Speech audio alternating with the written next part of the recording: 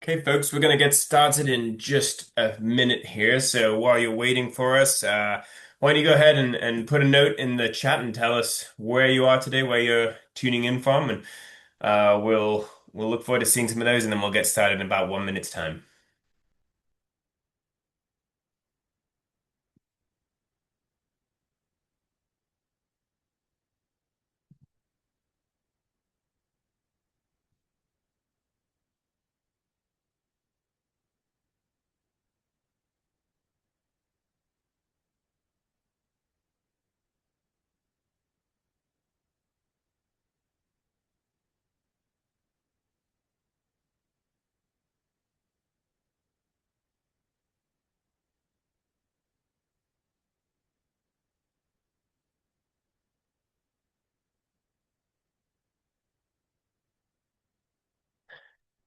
Okay, it is just after 12:30 in Minneapolis, so I think we are ready to get started here today. Keep letting us know where you're tuning in from today in the chat. We love to see that. Use the Q&A function for your questions. We'll try to answer those as we go, save some of them in the end. But we are ready to get started, and thanks for being here today and taking some time out of your busy schedules. We know how that goes. Our topic today is planning your audience first appeal calendar. It's a super important topic. It's actually one of my favorite topics. I know I say that a lot, but it's something I consider to be very important and yet often overlooked in this line of work that we all do. So if you were able to catch the webinar that my colleagues Zach and Anshu did just a couple months ago, that was all about rethinking the annual giving playbook. And today we're going to sort of build on that a little bit. We're going to get pretty tactical in this theme of audience development. So hopefully you'll walk away from here today with some, real ideas that you can take home and think about things a little bit differently and think about how you do that work when you are building your appeal calendar. And like I said, just put those questions that you have in the Q&A feature and submit those, and we'll get to those as we go. And this recording will be available in about 24 hours time. I'm James Barnard, Managing Vice President at BWF. I have been in the fundraising business for over 20 years. It's the only thing I've ever done. It's the only thing I ever want to do. My time has been spent always on annual giving, base level giving, digital marketing, digital strategy, those sorts of things. I absolutely love this work. I'm very passionate about it. I'm honored to lead a team at BWF of super smart folks who are really committed to helping their clients get better and do really, really good work engaging their audiences and building really, really solid fundraising strategies. We'll talk about some of our great results a little later on.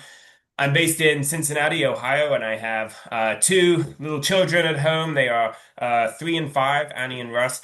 And we are going on our first trip to Disney next week. So wish me luck with that. As someone who's not a big fan of crowds and people and overpriced merchandise, I'm not sure I'm going to do so well, but I'm going to do my best, and I know we're going to have a lot of fun. I am thrilled to introduce. Actually, before I get to that, I wanted to say one more thing. I was a theater major in college.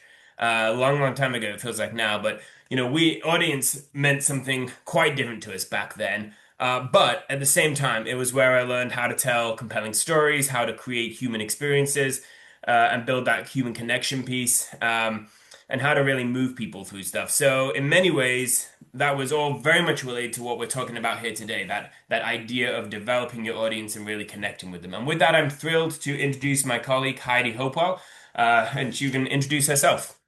Yes, thanks, James. My name's Heidi Hopewell. I am one of the directors of annual giving and digital marketing here at BWF. My background is very similar to James in the fact that I've spent my 8 prior years out working within annual giving and digital marketing. I have 5 kids, so a few more than James. Maybe not the Disney trip that he has going on, but one of the things I'm really excited for this summer is because of so many children, we bought a transit van and we're planning to do some exploring around some of the different national parks. We're based in Brookings, South Dakota. And so if you have any good recommendations on some places, especially within the Midwest, please drop those in the comments below because I would love to hear just if there's any good places we need to make a point to visit this summer.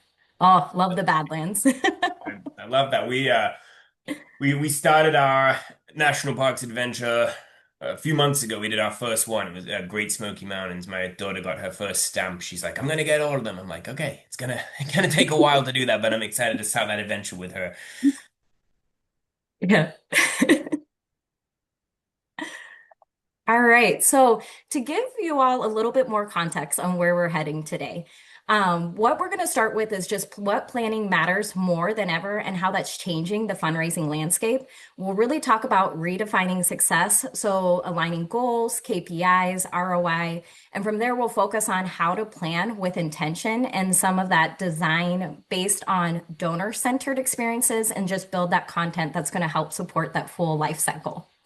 If there's nothing else you take away from this today, James, I'll have you flip to the next slide for me. There's really three things we want you to be able to take with you. First, we want you to help redefine what success in annual giving and digital marketing looks like. And that means moving beyond that donor count alone and thinking about how goals connect to the long-term program health and sustainability. The second thing we'll really focus on is how to design that audience first appeal calendar that includes the grounding, your planning and donor motivations, using personas and journeys to guide direction, and just being intentional about things like testing and resource allocation. And then the third thing we really want to make sure you take away is just how to align this content, the channels, the measurement, just so they work together to help really support that full donor life cycle. And really, what it's about is just trying to strengthen the way you plan so that programs can grow with intention and just not having to think about it's not just another appeal, but it's kind of thinking about it in that full scope of a year-round plan. Just a little bit about BWF for those of you who are not familiar with us. We are a national fundraising strategy firm, been in business for over 40 years, based out of Minneapolis. We have clients all over the world, many of them in the United States in healthcare, higher education, and national nonprofits. We consider ourselves to be the most data rigorous firm in the fundraising business. Our CEO, Josh Burkholz, wrote the original book on fundraising analytics. It's called Fundraising Analytics. That's how we know it was the first one.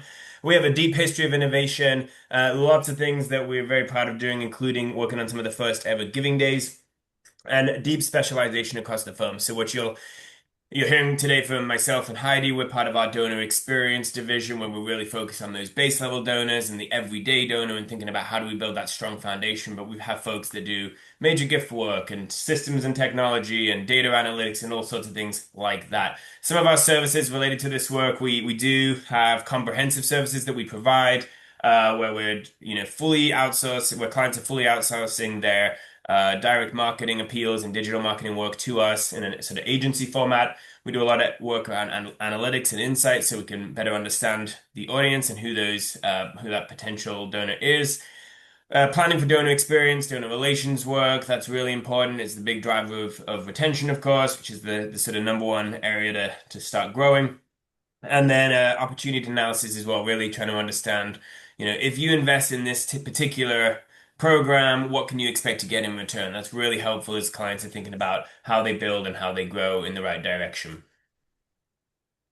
So, before we dive in, we always like to take a chance just to hear from you all. What is it that you feel most challenging right now when it comes to planning for your appeal calendar? And we'll give a couple of seconds here just to let everyone put in. If you have multiple things and you're like, how do I choose just one? Drop those in the chat too. We'd love to just hear some of that what and why and Yeah. Definitely some common themes here. Standing out in the crowded digital space is one that I think is really an interesting topic, right? How do you, there's, I think we'll get into some of that today, but how do you create stuff that gets attention? And the big theme today is capture attention, inspire action. And then the limited resource, we know that all too well. Vast majority of our clients would tell you they don't have enough people, they don't have enough budget to do what they really want to do. Very few are out there thinking like, this is amazing, we've got so many people, so much budget. It's kind of the landscape that we're in. So we fully understand that and committed to helping clients with that. Of course, growing the participation is super important. And some people saying all of the above, which is, also probably the reality for many, many people.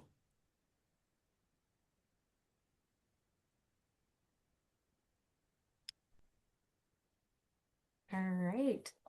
So as we move into things, one of the things that we saw most prevalent in that poll was really declining donor participation. I don't think this comes to shock now, given we know this doesn't affect everyone, but according to the Fundraising Effectiveness Project, it is estimated that about 1.9% year over year decline in donor counts.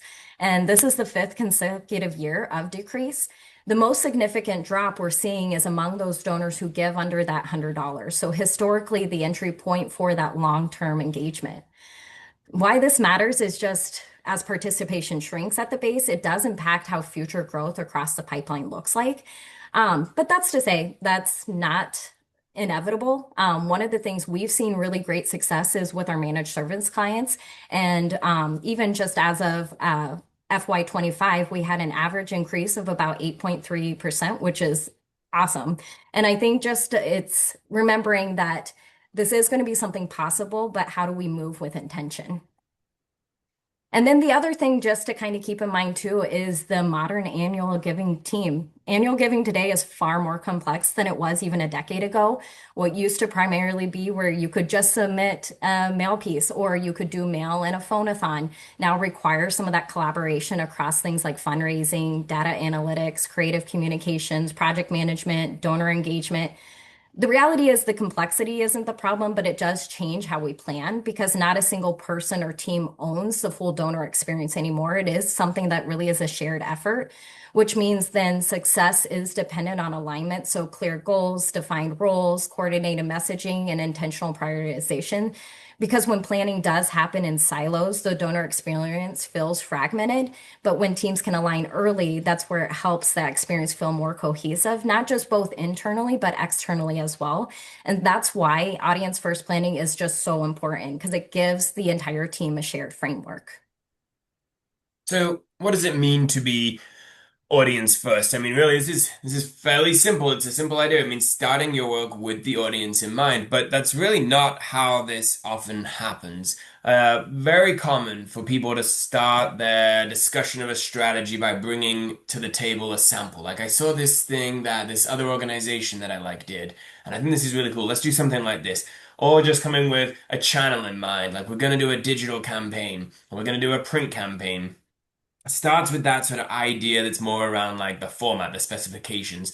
Or sometimes this is just the great machine that is annual giving programs at large high performing organizations where it is just running like clockwork in the background. It's happening without you even really thinking about it. We have a mail program because we have a mail program. We have an email marketing program because we have an email marketing program. Nothing inherently wrong with that, but always stopping to think about who that audience is and why they would respond. And that's really at the heart of this conversation. We need to start with a goal, of course, because that's critically important to start thinking about like, what are we raising money for? Why would people support this? But then we want to think about who is it that would actually be a likely donor to this cause, to this particular thing we have in mind. We opened the webinar today with like a couple personal tidbits about ourselves, our family lives, things like this. The idea behind that was just making the point we are all busy people leaving lives where there's a lot of competition for our attention. Now, I support a lot of nonprofits. I make donations to a lot. Obviously in this work, there's a lot of organizations that are important to me. But if those organizations start thinking that they're the most important thing in my life, they start to lose me pretty quickly because the reality is, even though I care about those things deeply, there's a lot of other things I also care about, like my kids, right? Like planning a trip, right? It's all these important things that are difficult. And our attention is pulled in a lot of different directions. So we need to be thinking about like what are people actually experiencing and what are they looking for from us? Because we're probably not the number one priority in their life day to day. We want to be start thinking with why do we do what we do? Why are we going to fundraise for this particular thing? And why would people support us? Why would they give what limited resources they have to help us out? We start with getting attention. That's often overlooked as well. We just jump straight into making the ask. We have a name on file, so we ask them to make a contribution. If they're not paying attention to us, that is a complete waste of time and effort and budget because they're not even going to notice that we're there. When we have their attention, we choose these words very carefully. We want to inspire them to act. That's really what is the emphasis of a lot of this conversation today is like, what's the story that you're going to tell that's going to resonate to the point that they will go out of their way to help you? Because it is always out of their way. It's not something they have to do. It's not even something that's easy to do very often. They've got to make that special effort to get out there and make the online gift or write the check or whatever it is, the way they want to interact with you. So let's jump into our core content. I think I mentioned earlier there's three rounds to our webinar today. Round one is called Eyes on the Prize, and it is all about starting not actually with audience, which maybe we should have changed the title. It's actually before you even get to audience. Step zero is having a goal, having a purpose for this campaign, for the work that we're doing. Now, a goal doesn't have to be like a monetary thing or a donor count goal. It's really like the bottom line, the purpose of the program to start out with. It may translate into some sort of revenue thing or some pipeline piece. But ultimately we want to start with like what are we trying to accomplish here that we need donors to help us do? And then we can start to translate that into a dollar goal, like we need to raise this much money or we need this many people to help us do that. Um, thinking about it in terms of impact and not just those sort of internal KPIs like dollars raised and donor counts. We want to be ambitious in goal setting, but we also want to be attainable, and we do need things that are measurable as well. It's super helpful to do things that way. Um, on the objective side of things, this is where we start putting those actual numbers aside from stuff. So how much money do we want to raise and what's our donor count? Now, this is going to help us understand if we're successful. And it leads into this idea of optimizing for ROI, which I think is something that we need to do more of, is making sure that, right, we've set aside this goal. And you should be doing this really for the whole year as well, or even a multi-year goal, not just for each individual campaign.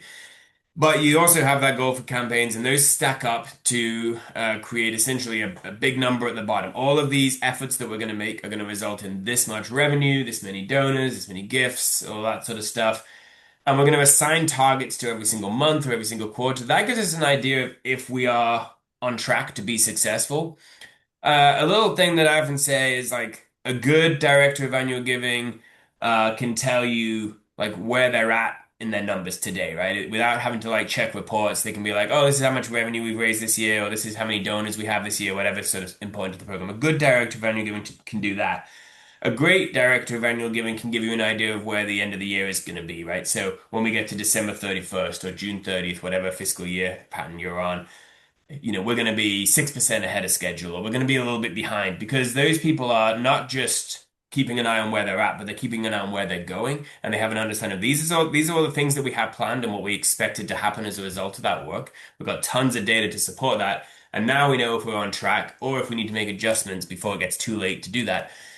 So projecting your returns, super important. A lot of people skip that step, and then allocating resources accordingly. It is so easy in this work to spend time on things that don't move the needle, things that aren't actually going to help you get to that goal. So if you say our goal is to raise $1 million, or our goal is to be a pipeline driver and create and find 100 new major gift prospects through this work, right? There's a lot of different purposes for your annual giving program.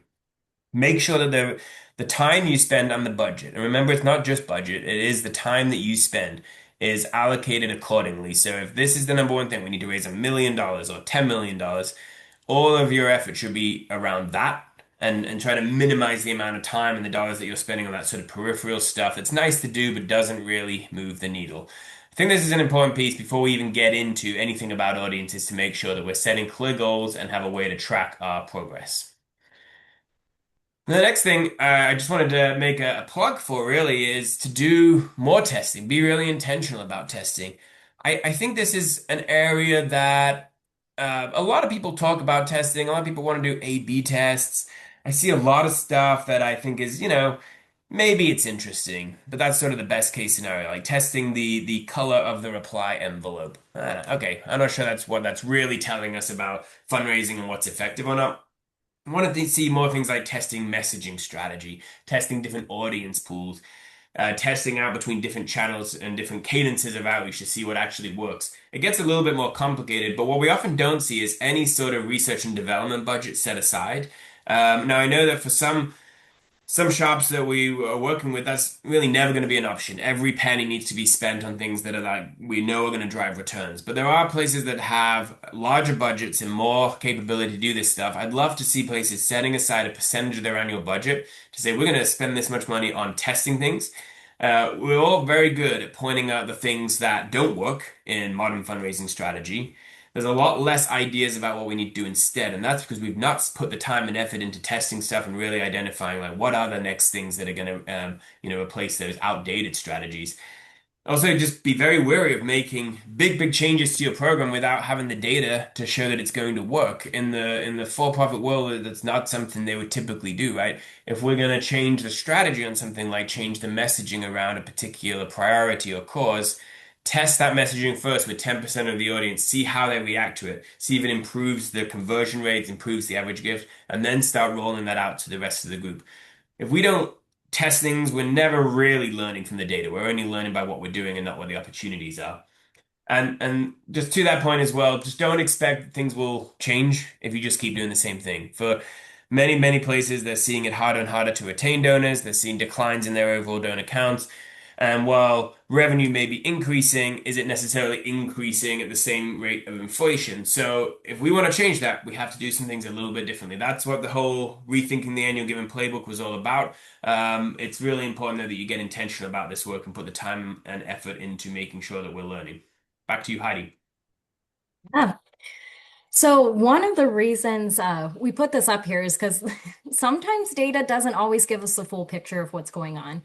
One of the reasons that data can maybe sometimes feel misleading is how we're attributing success.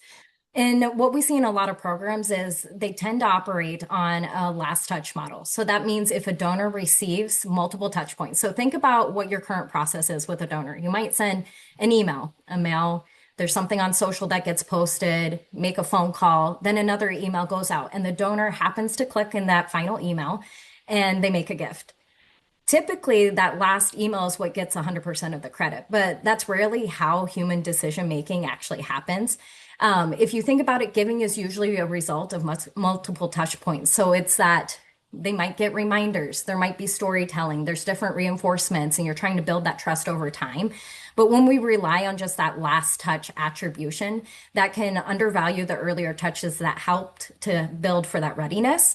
So when we think about in marketing, there are alternative attribution models designed to reflect some of this reality. So there's things like the U-shaped model that helps recognize both that first and last touch. There's the W-shaped model that helps give credit to a key engagement moment in the middle, or linear models help distribute some of that credit evenly across touches, or like a time decay that assigns increasing value to touches closer to the gift, or multi-channel attribution that acknowledges that channels work together rather than independently. The point of all this, if you're like Heidi, this feels extremely overwhelming. It isn't that you're supposed to be an attributions expert. The point we're trying to make here is that if you measure performance incorrectly, then it makes the planning decisions incorrectly. So if email gets that last touch credit, we may overinvest in email and then underinvest in things like mail or social or content efforts that are going to help actually influence the donor. Because the reality is attribution drives investment and investment drives strategy. And that's why we think you have to think beyond transaction and start thinking about influence. I So have oh, I- sorry, James. I've run Yes. into places that have data that looks like this and then say, Mhm. well, we got rid of our direct mail program because it wasn't working. And this is the whole, this is everything. We want to be data driven, right? But if our data is looks like this, where the vast majority of revenue or gifts are attributed to something called other, where we actually have no idea how it came in, and then we're using that to make decisions about where to invest and where to cut. This is really problematic for the future of the program. So I think this is a really important piece. Thanks for going through it, Heidi. Absolutely. And then I think this leads really well exactly to your point, James, about influence giving, where it shifts from what channel got the credit to what combination of touches help move the donor to act. So when we think about a donor who gives within that 60 to 90 days of a campaign launch, we often see some patterns, some multiple touch points, repeated reinforcement, coordinated messaging, This isn't accidental because donors rarely respond to a single perfectly timed message. They convert because the message felt familiar or relevant or credible by the time they were ready to act. And what influential giving just helps us see the halo effect of coordination. So, another example of this is a direct mail piece may introduce, say, like a case for support. You have an email that's going to reinforce some of that urgency, and social is going to add that visibility. And the donor ultimately then is going to give to whatever channel is most convenient for them.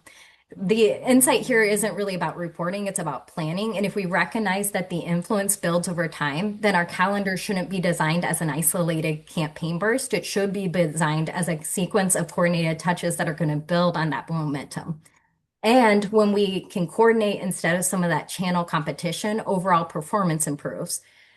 I think the question is then how do we capture some of that attention? And James, I don't know if you have anything to include here about influence. Well, we had a question from Angela Lawson. How do you choose an attribution model? So I'll attempt to answer that.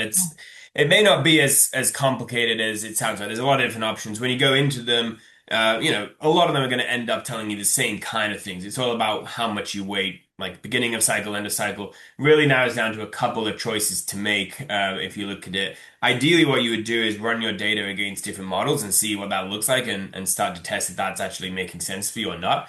The big hurdle that many places have is their CRMs and their tracking technology really isn't going to support this in a meaningful way, which is one of the reasons like looking at influence giving is a starting point. It's not the perfect measure. It's just a way of saying, well, these people were solicited and they went on to give in 30 days, so we know things are working. And then what we've got to try to do is look at other factors, like you can look at email engagement stats and you can look at your digital marketing stats, which may not feed into that CRM, but they're external sources of data. So it's not as complicated as it necessarily sounds, but the number one thing you got to figure out is like, before you choose an attribution model, what actual data do you have access to? Unless you have like a customer data platform or a really advanced CRM, you may not have all the data you need. So really it's about being aware of the challenges and limitations to just looking at that last touch model. More of an awareness thing than actually solving for it.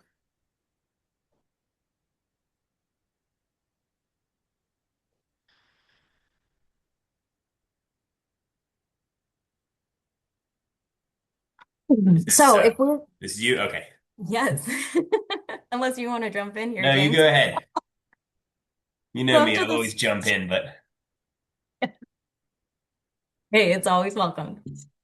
But up to this point, we have been talking about a lot of logistics of creating that effective appeal, but none of this works. The reality is, if we don't have the right audience, because audience first planning doesn't begin with channels, it really starts with starting to ask some questions just about the people that are in your CRM. So, who is actually responding to the things that you're sending? Not even necessarily not could they give, but are they ready to give right now? What would they give? Why would they give? Is it something affinity related? Is it a habit, urgency, social proof, institutional loyalty? And when we think about that, that also leads into thinking about some natural segmenting that might be existing already in your database. And that could be your first time donors, your lapsed donors, high engagement that, but they're non-donors. Or do you have some of those mid-level donors that are nearing some of those upgrade potential? And just as important as that, it's thinking about what else might be standing in the way. Because the reality, James even talked on it, like there's so much that are going on in people's life. We're always going to have some of those competing priorities because it could be maybe it's an unclear case for support. Maybe it's some of that message fatigue. There might be economic pressures going on or just confusion about impact. And if we don't ask these questions first, then what happens is, and we see this a lot, is it just turns into broadcasting. And the reality is if you're just broadcasting a wide message to a wide audience, it gets expensive, but it doesn't always give the return that we're looking for. And we have to always remember going back to the heart of it that your audience is really made of real people with busy lives and just competing interest. And your appeal, the reality is it's going to be competing with so much noise. And I think that leads into then, well, what do we really know about them? And I think one of the things we really have to consider is before someone's going to give, they have to trust the organization and or the person that's making that ask. And trust we know it's not built in a single appeal. It really does take time. And so there's things we have to think through, like authenticity. Donors want to feel like they're interacting with a genuine organization, not just organizational messaging. And so some of the things they're going to naturally ask are you real? Are you consistent? Do your actions match your words? Then it goes into some of this logic, and donors need confidence that their gifts is going to be used effectively. One of the things we tend to see a lot over annual giving is that a lot of times your larger audience base just doesn't understand the why of annual giving. Why does it matter to be able to support? Is it a smart decision? Does it make sense? And is that case for support clear for your donors? And then it leads into then thinking about empathy. And this is going to be the most human question of, do you understand me? And do you care what I care about? Because when we think about it here, if empathy is missing in your messaging, then it's going to feel transactional. Or if logic is missing, it's going to make the messaging feel really vague.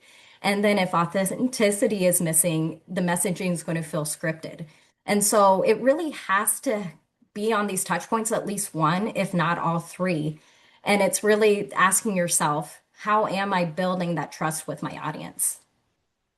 Think trust is just something we just can't talk about it enough. I've shared this slide a lot over the last couple of years, and probably every webinar or conference presentation I've done. It's a incredibly important thing, and we do a lot of things that unintentionally detract from that trust and take away from it. And we just can't do enough to make sure that people believe we can say what we're going to do, believe we care about their success, things like that, right?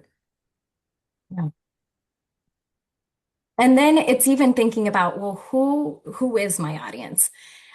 This was a really good example. We would definitely recommend checking out. This is the Generosity Commission report from 2023, and it does a really good job exploring just how and why people give, looking beyond some of those overall donor totals to understand things like more of that motivation, mindset, and barriers to generosity and volunteering. And there's three of these segments in particular just that we really wanted to hone in on because we feel like these are most relevant to a general audience. And it's that simple messaging of remembering not everyone's going to give for that same reason. So if we plan one message for everyone, then we miss the nuance that actually drives response. And so looking a little closer at these, the connection seekers, these are going to be, they give because they feel connected, they're relationship driven, they respond to community, belonging, and social proof. They're not just looking for that polished institutional message. They really want something that feels authentic and just with shared purpose. Then you have your next generation doers who are more of those value forward. They give frequently, and I often see generosity as part of their identity. They respond to clarity and conviction and tangible outcomes, and they want to know that their giving matters and aligns with their belief. And then there's the civic minded hopeful. So they believe in making the world better. They often want to give more than they currently can. They respond to things like accessibility, small gifts, reoccurring options, collective impact framing. And so when we understand some of this motivation, we can then design our donor journeys that feel relevant instead of generic. So one of the things I want to ask, and I'd love to get some responses here in the chat too, is when you look at these, what comes to mind? Which ones do you think represent a large portion of your donors right now? And then even starting to ask yourself some of the questions, which areas are growing or which ones feel underserved? Because I think the reality when it comes to it, understanding is what helps move people. I like these because they're universal, right? And they're part of a larger set. I think there's six profiles in total that the research paper, the how and why we give, identified.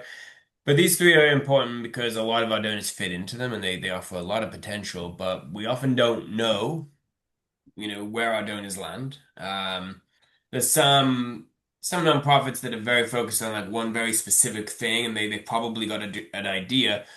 But I've actually, done some research projects with organizations that had like a very clear idea. This is exactly who our donor is. And actually, when we did persona work, which I'm going to get onto in just a minute, we actually identified, yeah, that's true for about 75 to 80% of your donors. But then you have this other group that actually think about things a little bit differently and don't fit into that sort of who we thought was our likely donor. They're actually a little bit different. They have different things they care about. So it can reveal things that you might have been overlooking and not really thinking through enough. So I think this is a super helpful tool to start thinking about like how different people think about their philanthropy and getting involved with organizations they care about.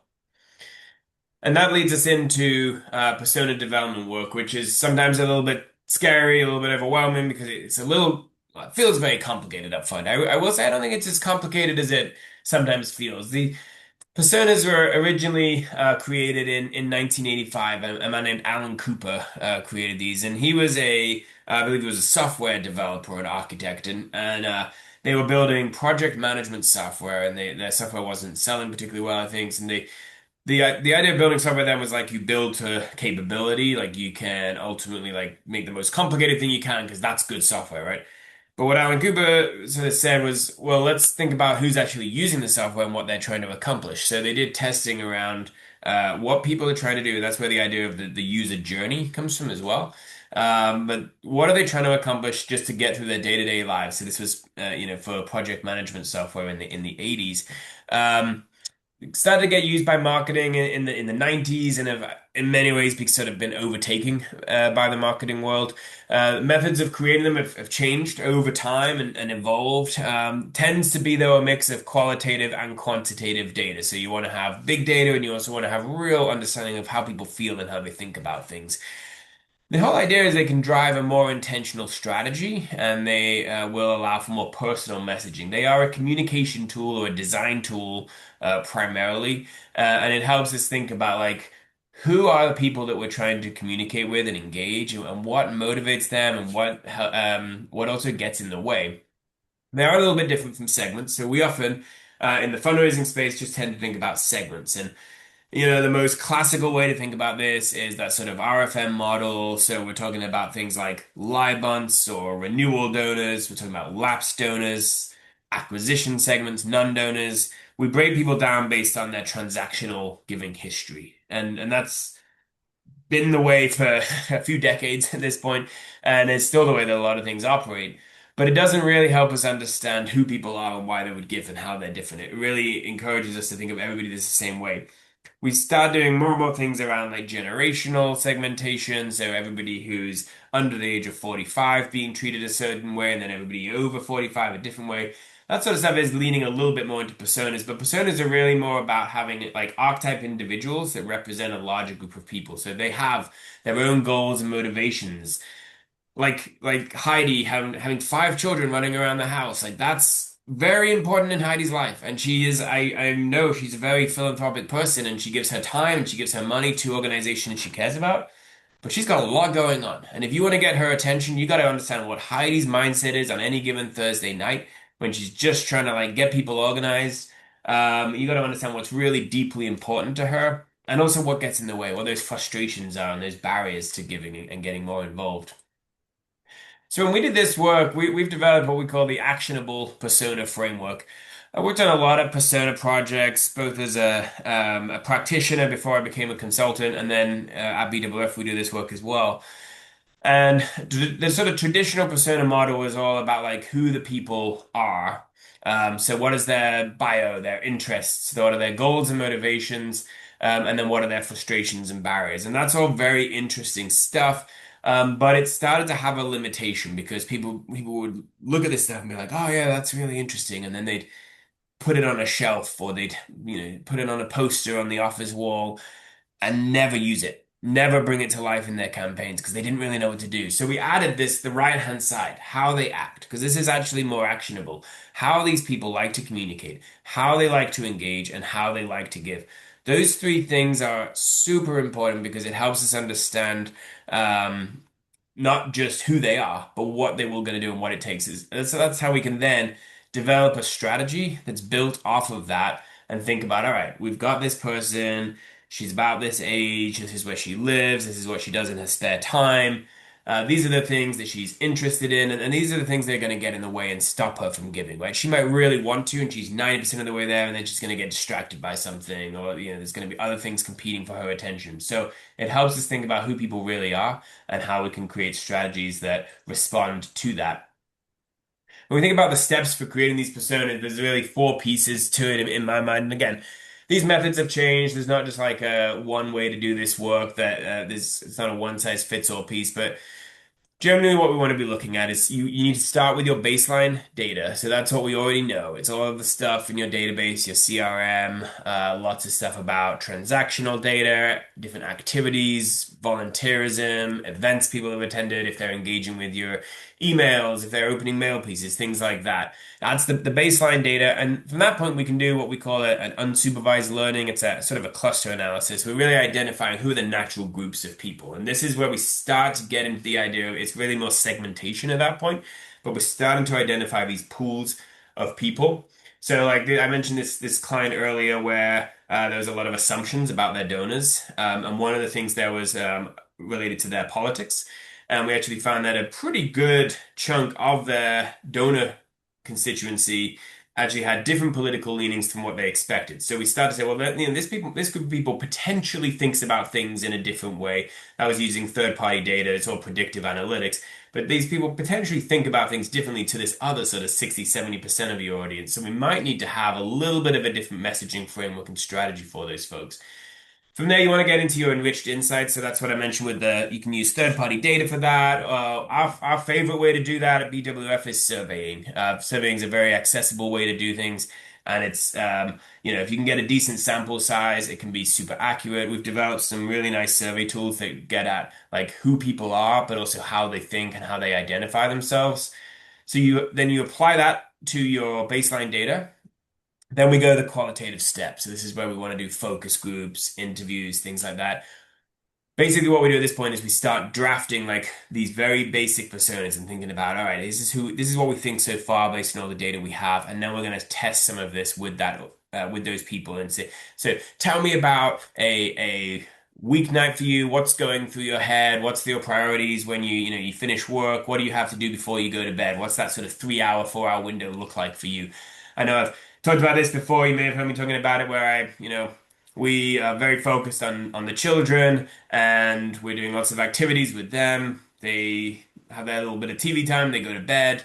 And then my wife and I, we have about between 20 and 40 minutes where we sit on the couch, we watch a show and we scroll on our social media or whatever, and we just sort of sit there decompressing. And then we go to bed. So that's our window of opportunity, right? That's the kind of valuable insight that when you're trying to connect with someone who's got a busy life, you're like, all right, there's this window of opportunity where we can engage them. What is it we're going to do? You think they want a phone call at that point?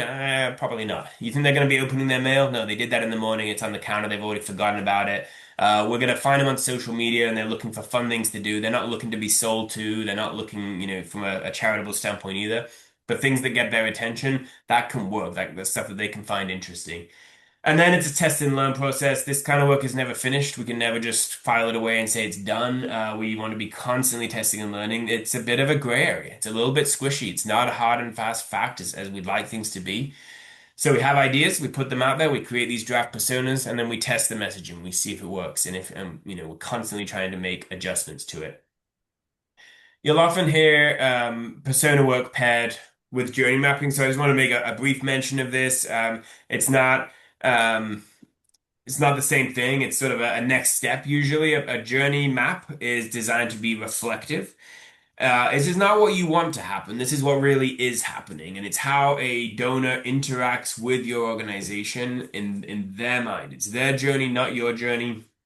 Um, it's all about what are they trying to accomplish, what do they need to happen, what are they, how are they interacting with you? So, what are the different channels? How are they learning about things? What are they experiencing? So, what are they feeling? What are the pain points? And then, what are those opportunities that you observe? And it's that bottom line piece, the opportunities or the observations, where you say, okay, we can have some interventions on this journey to make this a little bit easier. So, if you've got a prospective donor, they are just learning about an organization, so they're in that awareness phase, and they may learn about the organization through videos on social media, and they watch a few 15-second or 30-second reels and they're starting to learn about the impact, and it's compelling to them. It resonates. It's appealing. Now they've in that awareness stage. So then we want to be retargeting those people, and we're thinking about how are we going to tell them a bit more. That's what's happening in the consideration stage. And then when we get into the donation page, like they click on that link and they realize it's a super complicated giving form that doesn't accept Apple Pay. you've immediately lost them. They're not interested anymore. And so these are where we identify those opportunities for improvement. So that's a little bit about what journey mapping is. It's not the same thing as the sort of journey orchestration where we're building journeys in things like Marketing Cloud or even offline tools. It's about understanding what people experience when they're trying to interact with your organization. And that leads us into our final round, the inspire action round, which is the perhaps the most important, where it's all about telling the story, and it's really all about conversion at this stage. Yes, and I think exactly to your point, James, what we're really trying to do is we're trying to get people to want to act versus just trying to implement something. And so I Mhm. think when it really comes down to is just telling your story. When we look at this here, this might be one of the single biggest strategic challenges facing. We see it a lot in higher education, but honestly, I would say even with nonprofits more broadly, too often we try to appeal to everyone. We list every priority, we mention every school, we include every initiative, and in doing so, we dilute some of that clarity. So the question isn't just what do you do? The question is, what do you stand for? What is your unique role in the world? What changes are you uniquely positioning to create? And why does this matter right now? Really, that's coming back to that's your case for support. And if your story isn't clear internally, the reality is it's not going to be compelling externally. It doesn't mean watering down your messaging, but it does mean sharpening it and aligning it to the motivations of those likely donors. And if someone's going to ask, even case in point, like if your organization was going to ask one of your donors today, why their gift to an organization deserves their support. Could they articulate that in one sentence? And if they can't, then it's not so much a donor problem. This is more of a clarity problem. Mhm. So then when it comes to creating your content, you want to be thinking about those likely donors in mind as you're developing it. Now, maybe you have personas all laid out, or maybe you don't have that and it's not realistic to have that right away, but you can still do some very light work to understand who is likely to respond to this campaign and why. And that's who we're going to write for. So we always want to be starting our campaign strategy. The next piece is messaging, right? It's who we're writing for before we get into formats and things like that. We understand who's likely to respond. We understand why they would give, what that motivation would be. Even if it's just a hypothesis that we can't prove for certain, the campaign itself is going to be the thing that helps us prove whether or not we were right. So we write for that person. And I often like to think about this as like start out by writing it for one individual person, which really is the idea of using personas. But even if you don't have that, you can still say, right, I'm going to write an appeal. It could be an email, a letter, whatever, right? I'm going to write it for my friend who I know would really believe in this thing that we're doing, who would really want to support our cause. Start with that, and you can then make it a little bit more, suited to that particular channel and suited for everybody. You're not going to get into things like, "Hi Heidi, how are you doing? How are the kids?" Right? That's not what I'm getting at here. I'm thinking about what is it that Heidi cares about, and let's get to the point and talk about that in the letter. I have an example. I was at an event. A couple of weeks ago, my friend had invited my family to, it was actually a political event with a candidate running for a local office. It wasn't particularly a partisan thing, but it was just an interesting thing. I'd never been to something like that, and it's very small, very, very localized. And they said at the end, they were like, right, the number one thing you can do, it's we don't actually need you. Well, they did want money, I think, but they're like, the thing we really need is to get the candidate's name out there, right? It's a local election, doesn't get any media coverage. People don't know who this person is. So they gave us a script and they're like, can you text your friends and tell them about this candidate? And I'm reading the script. I'm like, I'm not sending that thing out. It's just going to look like I'm a robot and I'm forwarding some generic conversation. So I didn't do anything. I got home and I was like, you know what? This person impressed me. They seemed to stand for something. I liked what they had to say. I had a selection of friends who thought those people will be happy to hear this. They're not going to be annoyed by this. And I wrote a message that was in my words, that felt authentic to me, that was about why I liked this candidate and not what that candidate said about themselves. And it's kind of like that, right? It's not something they would ever hand you as a script and say this about us. It's when people like when they tell the story themselves, how are they going to do that? That's a really important way of thinking about it. Heidi's got a couple tips as well for versioning, which can also always be a challenge. Yeah, and I mean, even looking at the chat today, there's a couple things that we even saw here where you have limited staff. where you just don't have the capacity. There's so many emails that are needing to be written. How do you go and make this feel customized on these various different elements and for these various different audiences? And this is where I think, or we believe, like some of this chat GPT and AI or whatever you name your generative AI that you love to utilize. This is where these things can come into play because they have the opportunities to write multiple variations of messaging that can help align with what you're looking to achieve. They can adjust the tone, the emphasis, the framing. It can take and create one variation where it's going to be that emphasis on community and belonging, or another one that's going to be on that impact and measurable outcomes, or another one that talks to just more that values and change. And what this really then is helping to do is take that personalization and but being able to do it to scale. And I would even include, some of the other things talking about personas. You can use your generative AI to help create some of those based on just who you have available. And then this leads into then thinking about, okay, when we're actually wanting to get that message out, how are we going to do this? This is something we really hear a lot of times in the sector, kind of the inner use of both multi-channel and omni-channel. And there is a difference between the two because omni-channel is going to be where you're presented more in multiple places. So it's going to be, there is that email or that direct mail or that social or just that texting or other digital ads. But these channels often operate more independently. They may have a shared goal per se, but they don't necessarily coordinate their experiences. Where an omni channel is going to start with your donor and it's going to be able to ask, what are we sending? Instead of sending through each channel, it's asking instead, what is the donor experiencing? And with this omni channel model, it helps to really just make those messages feel more connected. It's going to make that timing feel more intentional. It's going to help that story build over time. The donor doesn't feel like they're receiving all these separate campaigns. Instead, it feels like one cohesive journey.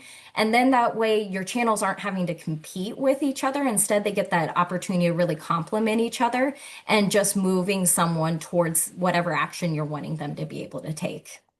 I think this is important because we often like to say that the donor journey is not linear. It's not this like really clear cut thing that happens exactly how we want it to happen. It happens on their time. Like I said earlier, it's their journey. So the omni-channel approach helps you to be a bit more like responsive to their needs and not just like a megaphone that's shouting things out to your audience. And speaking of, I mean, there's a lot of different channels that we could talk about today. We're going to just really talk about two different things, two examples, in the last sort of 8 minutes together here. One, we want to talk about the evolving role of direct mail because it's sometimes the thing that gets sort of the scapegoat, right? It's like, oh, direct mail doesn't work. People don't write checks anymore. And there's some element of truth to that. There's certainly a lot of truth to the idea of people not writing checks. We've seen anyone under the age of 65 is not writing many checks in response to campaigns. But there's still very much a place for direct mail, I think. We just maybe want to rethink how we use it just a little bit. Not entirely, but especially for certain segments, there's a real opportunity around what we call the mail to online donors, people who the easiest way to get their attention, if not through like paid social media or digital advertising, is things in the mailbox because they get hundreds of emails every day, but they only get a handful of things in the mail. Most of them feel easy to throw away. Something that can actually get their attention there. They can spend a minute or two actually taking a look at it. This is an example of a piece we did with Simmons University, one of our clients, which really like drove a lot of people online. I think this one had a 9.3% conversion rate and raised like $200,000 from a pretty small audience group. It's a leadership level piece. A lot of the best practices that you can read about in direct mail really built around that traditional direct mail responder. Who I gotta say is sort of uncomfortable to say, but they're getting older and older, right? If we want to attract that next generation, we may need to do things a little bit differently. So one of the things we'd say is like the way you do direct mail can signal your like who you are as an organization and what you think about your donors. So if you're doing like direct mail that has pledge cards and is encouraging people to write a check, people are gonna get that and they're gonna think, well, that's what they want me to do. They want me to write a check. I don't even have a checkbook. This is not for me. This organization is for other people, right? It's just an easy way for the donor to like take themselves out of that situation.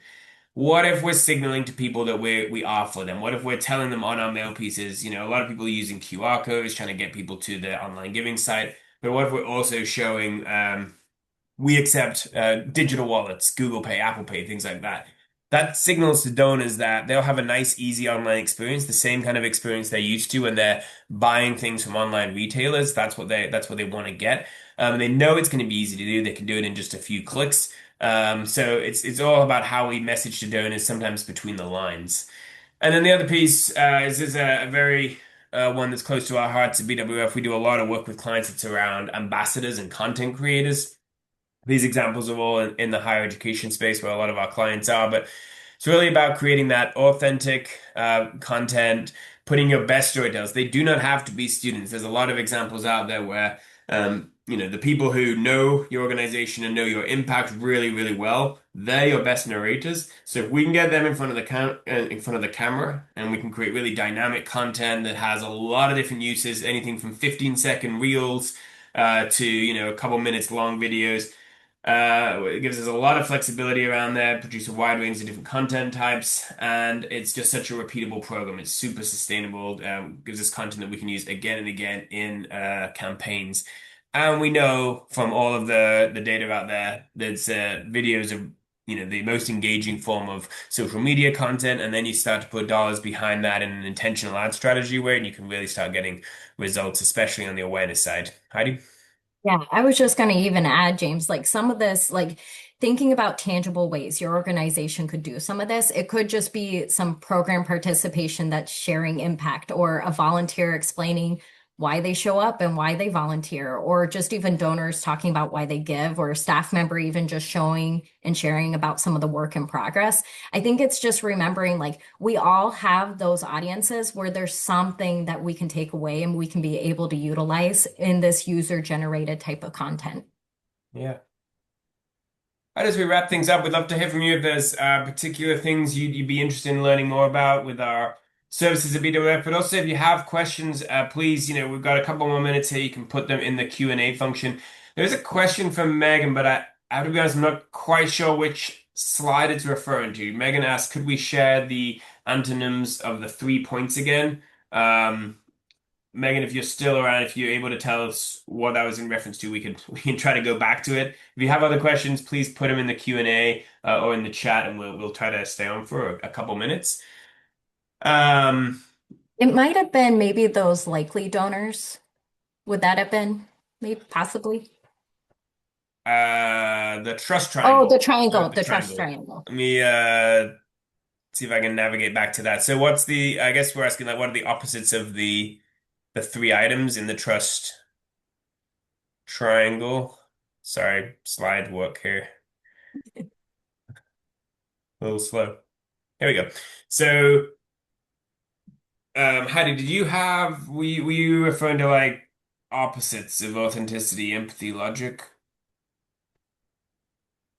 Not sure. So I think I'm looking at unit two. You're talking about if empathy is missing, it feels transactional. If logic is missing, it feels vague. And if authenticity is missing, it feels scripted. Uh, yeah, I think that's what Megan's referring to. Yes, great. Okay. Able to solve that little one there. All right. Well, we really appreciate everyone's time today and appreciate everyone tuning in and giving us a little bit of time on their Thursday. We know, especially for those of you with July 1st fiscal year starts, this is planning season, so we wanted to do something that can help you out a little bit there.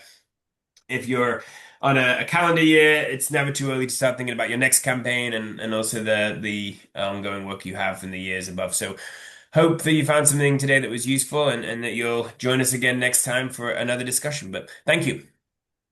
Thanks.